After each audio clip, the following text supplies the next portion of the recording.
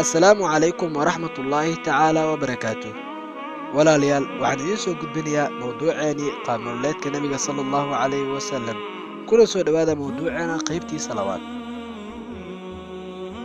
محمد يا رسول الله، يا حبيب الله، يا رسول الله، يا حبيب الله، يا نبي الله محمد.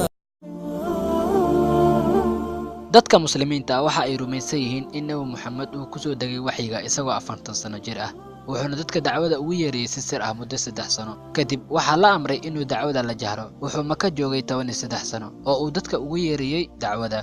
Kadibna waxa la amray inuu Madiino u hijroodo, halkaas oo uu ka aasaasay dawladda Islaamka iyo ilbaxnimadii Islaamka. Wuxuu dagaalo badan la galay mushrikiinta iyo Yahuuda, isagoo aakhirkiina ka guuleystay.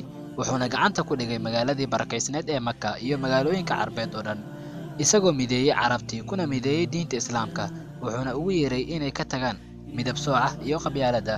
Kadibna waxay bilaabeen qabaa'iladii Carbeed oo dhan inay diinta u soo galaan koox koox.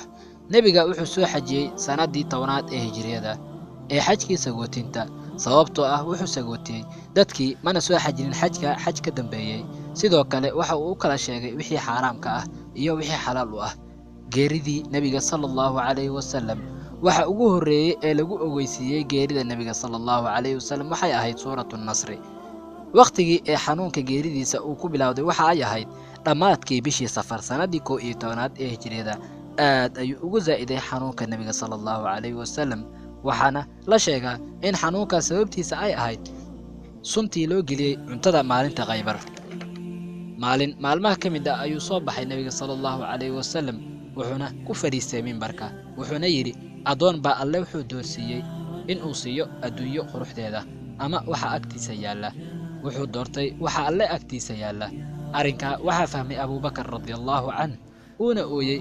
wuxuuna yiri waxaan kugu furnay rasuulkii Allah hooyooyinkeen iyo aabayaalkeen.